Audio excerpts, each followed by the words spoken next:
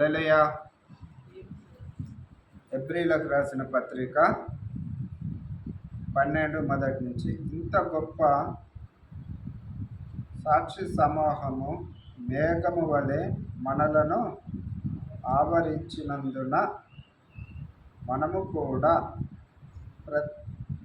ప్రతి భారమును సులువుగా చిక్కులు పెట్టు పాపమును విడిచిపెట్టి విశ్వాసమునకు కర్తయదానిని కొనసాగించువాడైన యేసు వైపు చూచుచు మన ఎదుట ఉంచబడిన పందెములో ఓపికతో పరిగెత్తుదాము. హల్లెలూయా. పరిశుద్ధాత్మ దేవుడు ఈరోజు మనకిచ్చిన ఈ ఒక లెంట్ డేస్ కాలాలలో ప్రవేశిస్తున్న మనకి గొప్ప సమయాన్ని ఇచ్చిండు. ఇంతకాలము మన క్రైస్తవ జీవితంలో దేవుడితో కొనసాగుతున్నప్పుడు ఆత్మీయత విషయంలో కావచ్చు, అనేకమైన విషయాలలో కావచ్చు, మనకి ఆటంకంగా దేవుడు ఏమంటున్నాడు అని అంటే, ఇంత గొప్ప సాహసము మీకు నేను కలుగ చేసిన కదా, ఇంత గొప్ప సాక్ష్యము మీ మధ్యలో ఉంచిన కదా. ఈరోజు సాక్ష్యం అనగా మీరు ఇంతవరకు సజీవ లెక్కలో నా నామంలో జీవిస్తున్నారు, మహా అద్భుతంగా కొనసాగుతున్నారు. మీ అవసరతలు ప్రతి అవసరత కూడా నేను సులువుగా తీరుస్తూ వస్తున్నా కదా. అయినప్పుడు కూడా మీ యొద్ద ఏమి లేదు అని అంటే ఏ సాక్ష్యము లేదు, ఏ సాక్ష్యం కూడా చెప్పని కూడా లేని వారుగా ఉంటున్నాం మేము. సాక్ష్యము అనగా ప్రియమైన దేవుని బిడ్డలారా, దేవుడు ఏదో ఒక కార్యం చేసి అక్కడితో ఆఫ్ చేసేవాడు కాదు. ఆ సాక్ష్యానికి చెప్పేసి ఆ కార్యం కోసం చెప్పేసి అక్కడితోటి దేవుడు బహుగా నేను రోదన చేసినప్పుడు, నేను ఉపవాసం ఉన్నప్పుడు, నేను ఇక్కడికి వెళ్తే నాకు కార్యం చేసిండు, అక్కడికి వెళ్తే కార్యం చేసిండు అని చెప్పుట విడిచిపెట్టుట కాదు. కానీ సాక్ష్యం అనగా ఏంటి అని అంటే తను సమర్పణ చేసుకున్నట్టు, తన జీవితకాలం అంతయు తన వ్యక్తిత్వాన్ని బట్టి, తన నడకను బట్టి, తన ప్రవర్తనను బట్టి, తన మాట తీరుని బట్టి, తను జీవిస్తున్న కాలం అంతయు కూడా సాక్ష్యంగా ఉండాలట. సాక్ష్యం ఏంటయ్యా సాక్ష్యం అని అంటే, వీరు దేవుణ్ణి నమ్మిన వారు కాబట్టి ఈ రీతిగా జీవిస్తారు. హల్లెలూయా. దేవునికి స్తోత్రం. ఏ రీతిగా జీవిస్తారు? వీరు దేవుణ్ణి నమ్మిన వారు కాబట్టి, వీరు క్రైస్తవులు కాబట్టి, వీరు ఈ లోకంలో దేవుణ్ణి కలిగి ఉన్న బిడ్డలు కాబట్టి ఈ రీతిగా జీవిస్తారు. అది సాక్ష్యం. ఎవరు చెప్పాలా సాక్ష్యము? ఇతరులు చెప్పాలి. ఇతరులు చెప్పినప్పుడు ఆ సాక్ష్యానికి అది దేవునికి మహిమకరంగా, మనకు ఆశీర్వాదకరంగా ఉంటుంది. ప్రియమైన దేవుని బిడ్డలారా, గొప్ప సాక్ష్యము మన ఎదుట ఉంచబడి ఉన్నది. అది మేఘము వలె ఉన్నది, ఆవరించి ఉన్నది. మరి చిక్కులు పెట్టు పాపము సులువుగా కూడా దాన్ని మనం కొనసాగించుటకు మన కర్త అయిన తండ్రి మన పట్ల ఉన్నాడు. ఆయనే నజరేయుడైన యేసుక్రీస్తు. నువ్వు ఈరోజు ఈ భారాన్ని, ఈ కష్టాన్ని, ఈ దుఃఖం, అయ్యో నాకు బరువుగా ఉన్నది, నేను దీన్ని జయించలేకపోతున్నాను, దీన్ని మొయ్యలేకపోతున్నాను, ఈ సమస్య నాకే రావాలని అనుకుంటే నీకే వస్తుంది. నువ్వు దేవుని కలిగి ఉన్నావు కదా, దేవుని పట్ల విశ్వాసంగా లేవు కదా, దేవుని పట్ల నమ్మకంగా లేవు కదా. నామకార్థ క్రైస్తవులకు ఉండగానే సరిపోయిందా? దేవుని బిడ్డలమని చెప్పుకుంటే సరిపోయిందా? ఈ రోజున్న సంతోషం రేపు ఉండొచ్చు, ఉండకపోవచ్చు. ఈ రోజున్న దుఃఖం రేపు ఉండకపోవచ్చు. కానీ ప్రియమైన దేవుని బిడ్డలారా, ఒకటి గమనించుదాం. నీకు సమస్య కలిగింది అని అంటే నువ్వు ప్రార్థన చేయాలి, నువ్వు దేవుని దగ్గరికి రావాలి. దేవుని దగ్గరికి రాకుండా, దేవుణ్ణి ఎరగకుండా క్రైస్తవ జీవితంలో జీవిస్తే, ఒక ఐక్యత, ఒక సమాధానం లేకుండా జీవిస్తే నీ సాక్ష్యం ఏమవుతుంది? ఒకసారి జ్ఞాపకం చేసుకో. ఏంటి సాక్ష్యము? దేవుడు చేసేవాడు చేయక మానడు.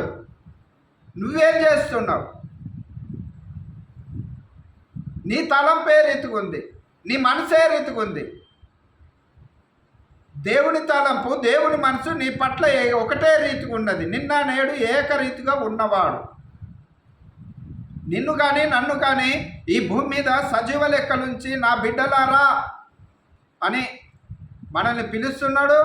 మనం దేవుని బిడ్డలం, క్రైస్తవులు అని చెప్పుకున్నట్టు కూడా మనకు ఒక మంచి అవకాశం కూడా ఇస్తున్నాడు. మరి ఈ 2 డేస్ కాలాలలో ప్రవేశిస్తున్న మనము ఏంటి నీ సాక్ష్యము? ఈ సంవత్సరంలో, ఈ నెలలో నీకు వాగ్దానం ఇచ్చిన దేవుడు, నీతో ఉంటున్న దేవుడు, సాక్ష్యం చెప్పి ఆగిపోతావా? దేవుడు చేసిన సాక్ష్యం చెప్తున్నావు సరే, నీ సాక్ష్యం ఇతరులు చెప్తారు, మరి జాగ్రత్త. మరి అది కూడా గమనించుకోవాలి కదా మనము. దేవుడు ఏదో ఒకసారి మనకి చేసిన మేళ్ళని మనము జ్ఞాపకార్థంగా చెప్పుకుంటున్నాము, ప్రతి చోట చెప్పుకుంటున్నాము. జీవితకాలమంతయు, మన జీవితకాలమంతయు ప్రభుకి సాక్ష్యంగా ఉండాలంట. హల్లెలూయా. ఓపికతో కదా ప్రియమైన దేవుని బిడ్డలారా, ఓపికతో ముందున్న దాన్ని చూసుకుంటూ ఓపికతో వెళ్ళాలట. మన దగ్గర ఓపిక ఉందా? ఓపిక ఉందా? ఒకసారి చూడండి. ఆయన తన ఎదుట ఉంచబడిన ఆనందము కొరకై అవమానము నిర్లక్ష్య పెట్టి, అవమానమును కూడా తన ఎదుట ఉంచబడిన దాన్ని చూసుకుంటూ అవమానం కలిగిన కూడా నిరీక్షణతో ముందుకెళ్తున్నాడు కదా. అవమానాన్ని పక్కన పెట్టేసిండు, అవమానాన్ని జ్ఞాపకం చేసుకుంటలేడు. ఈ రోజులలో నువ్వు నేను, నా జీవితంలో, నీ జీవితంలో మనం ఏమైనా దేవుని కలిగి ఉన్నవారుగా చెప్పుకుంటున్నాం. కానీ దేవుని బిడ్డలారా, దేవుని నమ్మిన వారులారా, ఒకసారి మన ఆలోచన చేద్దాము. ఓపికతో నా దేవుడు గొప్పవాడని ముందుకెళ్తున్నామా? శ్రమలో, దుఃఖంలో, బాధలో, అవమానాలలో నా దేవుడు ఉన్నాడని దేవుని చూస్తున్నామా? మనుషులు చేసే క్రియలు చూస్తున్నామా? ఒకసారి జ్ఞాపకం చేసుకుందాము. ఇక్కడ చూడు, సిలువని సహించి దేవుని సింహాసనం యొక్క కుడిపార్శ్వమున ఆసీనుడై ఉండు. హల్లెలూయా. ప్రియమైన దేవుని బిడ్డలారా, మనకంటే ముందు దేవుడి భూమి మీద జీవించిన వాడు కదా. మన కొరకై సిలువ వేయబడే ముందు ఆయన ఎన్నో అద్భుతములు చేసిండు కదా. తండ్రి ద్వారా ఎన్నో మహా అద్భుతమైన కార్యములు జరిగించిన వాడు. మనుషుల వల్ల కాంది కూడా రాజులకేమి, సామాన్యులకేమి, ధనులకేమి, ఘనకార్యాలు చేయవారికేమి, సమస్త జనులు కూడా ఏ అవసరత ఉన్నా కూడా యేసు ప్రభు వారి అవసరతలను తీర్చిండు. అయినప్పుడు కూడా ఆయనను ఒక దొంగ లెక్క చూసిండ్రు, ఒక సిలువ కప్ప చెప్పిండ్రు, ఆయనను దోషి కింద నిలబెట్టిండ్రు. నువ్వు దేవుని కుమారుడు అయితే ఈ గుట్ట మీకెళ్ళి దూకు అని కూడా దుష్టులు అన్నారు. సాతానులు అక్కడ ఎన్నో రకాలుగా ప్రేరేపణ చేసిన ప్రియమైన దేవుని బిడ్డలారా, నా జీవితంలో కూడా దేవుని కలిగి ఉన్నప్పుడు ఇలాంటి సహజంగా కలుగుతూనే ఉంటాయి. మరి నీ యాత్రలో, నా యాత్రలో, ఈ లెంట్ డేస్ కాలాల్లో ప్రవేశిస్తున్న మనకి మనం ఒక సాక్షిగా ఉండాలని దేవుడు కోరుకుంటున్నాడు. ఎన్ని శ్రమలు వచ్చినా సరే, ఎన్ని ఇబ్బందులు వచ్చినా సరే, ఎన్ని కష్టాలు వచ్చినా సరే, బాధగా ఉన్నది కానీ గుడికి రాలేము. శ్రమలో ఉన్నామా? గుడికి రావాలి. సంతోషంగా ఉన్నావా? గుడికి రావాలి. ప్రార్థన చేయాలి. ఎక్కడ పైన దేవుని ఆరాధనే కదా. దేవుని ఎందుకు దూరం చేసుకుంటున్నాం? దేవుడు ఒక మాట అంటున్నాడు కదా, హృదయ శుద్ధి గలవారు ధన్యులు. వారు ఎవరిని చూస్తారు? లోకాన్ని చూడరు, మనుషుల్ని చూడరు, ఆ వ్యక్తిని చూడరు. హృదయ శుద్ధిగా ఉన్నప్పుడు వాళ్ళు దేవుణ్ణే చూస్తారు. ఎదుట వారిని ప్రేమిస్తారు, ఎదుట వారిని గౌరవిస్తారు, ఎదుట వారిని నిందించారు. ఈ లెంట్ డేస్ కాలాల్లో ప్రవేశిస్తున్న నేను కానీ, నీవు కానీ, ఈ పరిచర్యలో బ్రతుకుతున్న అనేకమైన బిడ్డలము, ఆయన బిడ్డలమని చెప్పుకుంటున్న వారము దేవుణ్ణి చూద్దాము. దేవుని కూడా అవమానపరిచిండ్రు, దేవుని కూడా ఆటంకం చేసిండ్రు. ఆటంకం చేసిన వారు భూమి మీద లేదు, దేవుని సువార్త చేసిన వారు కూడా భూమి మీద లేరు. దేవుని సువార్త చేసి ఆటంకాన్ని, శ్రమలను అనుభవించి అన్ని జయించిన వారు దేవుని సన్నిధానంలో ఉన్నారు, కుడిపాశమున ఉన్నారు. ప్రియమైన దేవుని బిడ్డలారా, మనకు శ్రమ కలగద్దు, ఇబ్బంది కలగద్దు, ఏది కూడా ఆటంకం లేకుండా జీవించాలనంటే అది జీవిత యాత్రనే కాదు. నీ జీవితంలో ఎన్నో కష్టాలు రావాలి, ఎన్నో ఇబ్బందులు రావాలి. వచ్చినప్పుడే ఒక మెరుగుగా చేయబడుతుందని పరిశుద్ధ గ్రంథం తెలియపరుస్తుంది. ప్రియమైన దేవుని బిడ్డలారా, కుమ్మరి చేతిలో మట్టి వంటి వారమే. కుమ్మరి మట్టిని సారపై ఉంచినప్పుడు, తనకిష్టమైన పాత్రగా చేస్తున్నప్పుడు, ఆ పాత్ర చిట్లిపోయినప్పుడు, ఆ పాత్ర విడిపోయినప్పుడు ఆ మట్టిని తీసి దాన్ని పడివేయాడు, కానీ దాన్ని తీసి మరొక పాత్రగా చేస్తాడు. ప్రియమైన దేవుని బిడ్డలారా, మరొక పాత్రగా చేస్తున్నాడంటే ఆయనకు నచ్చిన పాత్ర, ఆయనకి ఇష్టమైన పాత్రగా చేస్తున్నాడు. ఈరోజు నీ జీవితంలో, నా జీవితంలో శ్రమలో ఉన్నప్పుడు, కుంగిపోయి ఉన్నప్పుడు, బాధలో ఉన్నప్పుడు మనము ఈ పనికి రాము అని సమాజం అనొచ్చు, కానీ నువ్వు ఆయనకు పనికి వస్తావు. అది మర్చిపోవద్దు. ఆయన నిన్ను ఒక పాత్రగా చేసిండు, ఒక పాత్రగా వాడబడాలనుకుంటున్నాడు. ప్రియమైన దేవుని బిడ్డలారా, ఒక మనిషి చేతిలో ఒక కుండనే ఒక కుటుంబానికి అది నీళ్ళనిచ్చి ఆశ్రయంగా నిలబడుతుంది. మానవులైన మనము, ఆయన ఆత్మతో నింపబడిన మనము, ఆయన చేతి ద్వారా చేయబడిన మనము, ఈ భూమిపైన మనం ఏ కుటుంబానికైనా మేలుకరంగా ఉన్నామా? మనది మనమే చూసుకుంటున్నామా? పరిశుద్ధ గ్రంథంలో అయితే ఆ రీతిగా లేదు. నువ్వు మేలు పొందిన కొద్దీ నీ ఎదుటిన్న వారికి నువ్వు సహాయకారిగా నిలబడు.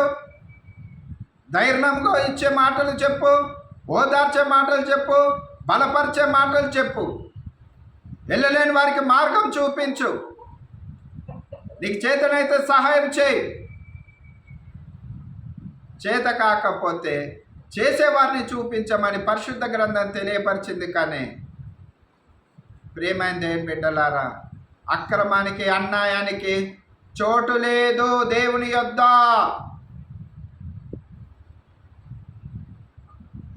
మరి పరిశుద్ధ గ్రంథము తెలియపరుస్తుంది. మరి ఇంత గొప్ప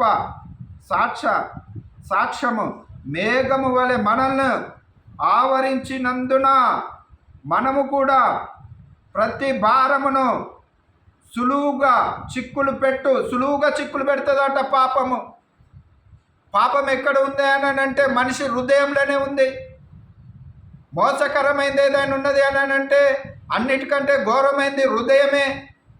ఆ హృదయంలో పాపానికి, ఈ లోకానుసరమైన దానికి స్థానం ఇస్తే ఒక బంధుత్వం ఉండదు, ఒక ఆత్మీయత ఉండదు.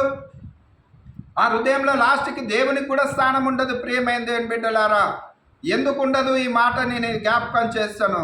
ఆ హృదయంలో ఏముంటుందంటే లోకానుసారంగా నేనే బ్రతకాలి, నా సంపాదన నాకే, నా ఐశ్వర్యము నాకే, నీ ఐశ్వర్యం నీకే, నీ కష్టార్జితం నీకే, నీ ఇల్లు నీదే, నీ బంగ్లా నీదే, నీ కారు నీదే, రైట్, మంచిదే. నీకు నువ్వే ఆనందిస్తావా? దేవుడు నీకు ఇచ్చింది ఐశ్వర్యము, ధనధాన్యము, ఉద్యోగం కావచ్చు, సిరి సంపదలు కావచ్చు, ఏదేమైనప్పుడు కూడా నీతో ఉన్నవారు ఉన్నారు కదా, నీ పాలివారు ఉన్నారు కదా, మరి వారికి నువ్వు న్యాయం చేయలేవా? దేవుడు నీకు న్యాయం చేస్తున్నాడు కదా, వారికి నువ్వు న్యాయం చేయాలి కదా. రేపేమి సంభవించినో తెలియదు. ఏ విత్తనం విత్తుతున్నామో అదే పంట కోసమని పరిశుద్ధ గ్రంథము తెలియపరుస్తుంది. ప్రియమైన దేవుని బిడ్డలారా,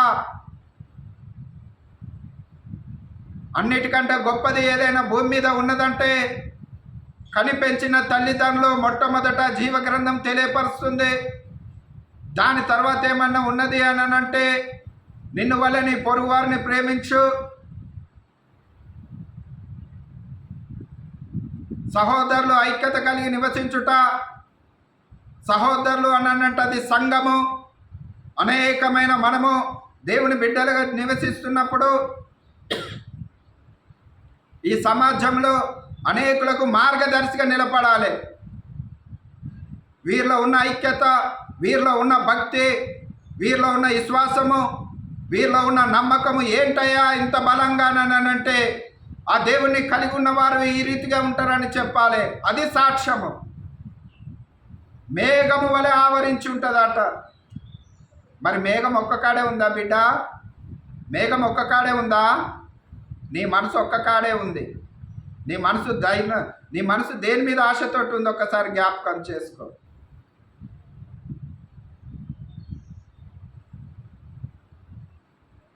పరిశుద్ధ గ్రంథం తెలియపరుస్తుంది, శ్రమలో, దుఃఖములో, సమస్యములో నీకు ఓదార్చువాడున్నాడు. ఆయన ఉండు చోట కూడా ఆయన చేర్చుకునే చోట ఆయన చేర్చుకుంటున్నాడు.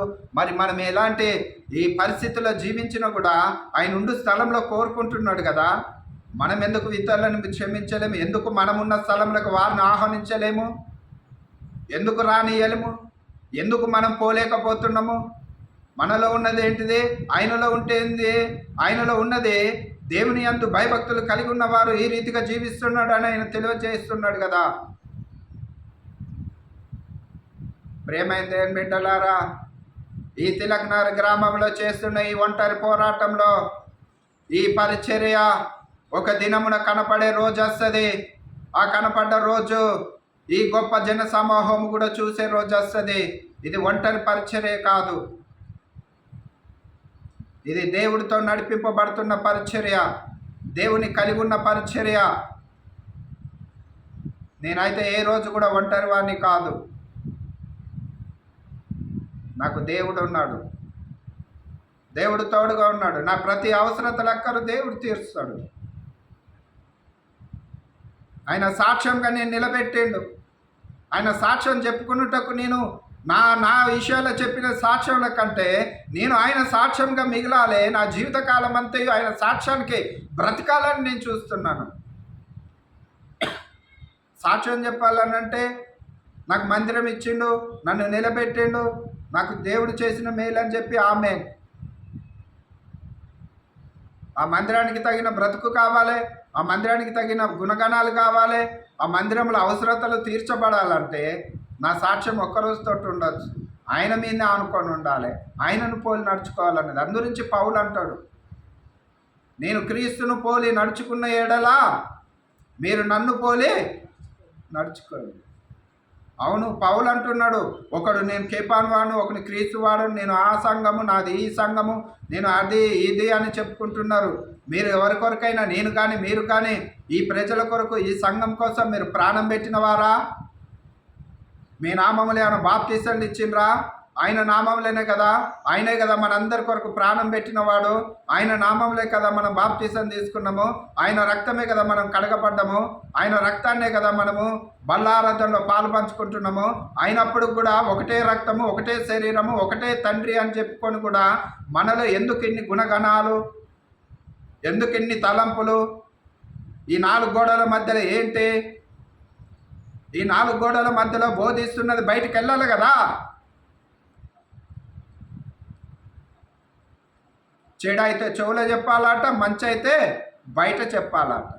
ప్రేమైన దేవుని బిడ్డలారా, చెడు అన్నది పరిశుద్ధ గ్రంథంలో లేదు.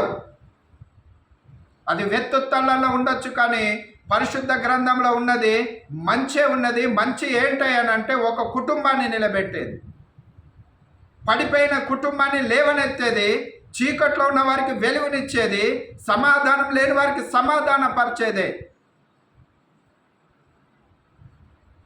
ప్రేమైన దేవుని బిడ్డలారా, పరిశుద్ధ గ్రంథము చాలా విలువైంది, పవిత్రమైంది. ఈ గ్రంథాన్ని పట్టుకొని బ్రతుకుతున్న మనము ఈ లెంట్ డేస్ కాలాలలో నీ జీవితాన్ని, నా జీవితాన్ని సమర్పణ చేద్దాం. ఏదో ఒక మీటింగ్ కాడో, లేకుంటే ఎక్కడో ప్రేరణ కాడో, లేకుంటే ఏ మందిరంలో సాక్ష్యం చెప్పి ఆగిపోవద్దు.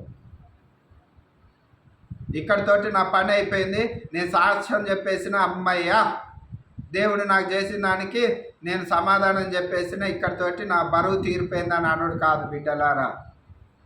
జీవితకాలం అంతయు సాక్ష్యమే. ఏంటమ్మా ఇన్ని శ్రమలు, ఏందమ్మా ఇంత దుఃఖము, ఏందమ్మా ఇన్ని కష్టాలు, ఏందమ్మా ఇన్ని అవమానాలు నీ మీద, ఏందమ్మా ఇన్ని నిందలు, ఏందయ్యా నీకు ఇన్ని ఆపదలు, ఇవన్నీ ఎట్లా జయిస్తున్నావనంటే నా దేవుడే నాకు తోడు. హల్లెలూయా. ప్రేమైన దేవుని బిడ్డలారా, మానవ జీవితంలో ఈ రోజులలో సంతోషం కరువైపోతుంది, ఆనందం కరువైపోతుంది, ప్రేమ చల్లారిపోతుంది, ఒకరి పట్ల ఒకరికి ప్రేమ లేదు, ఒకరి పట్ల ఒకరికి సాక్ష్యం లేకుండా అయిపోతుంది. ఉన్నప్పుడు వచ్చే బంధువు కంటే లేనప్పుడు, దుఃఖంలో, వేదనలో ఉన్నప్పుడు వచ్చిన బంధువే గొప్పవాడు. అదే స్నేహితుడు. ఉన్నప్పుడు అందరు అనేకులు రాగలుగుతారు, లేనప్పుడు వచ్చినవా అది నిజమైన స్నేహం. ఆయన యేసుక్రీస్తు ప్రభు. ఈ స్నేహితుడికి, ఈ ఫ్రెండ్కి ఏం లేదే అనంటే పేదవారా, ఏ కులము, ఏ మతము అని అన్నది ఏ భేదము లేదు. అందరిని ఆదరించేవాడే, అందరిని ప్రేమించేవాడే. బిడ్డలారా, దేవుని వైపు చూద్దాము, దేవుని నమ్ముకుందాము, దేవునితో విశ్వాసంగా కొనసాగుదాము. దేవుడి ఇట్టి మాటల్ని దీవించి ఆశీర్వదించును గాక. ఆమేన్.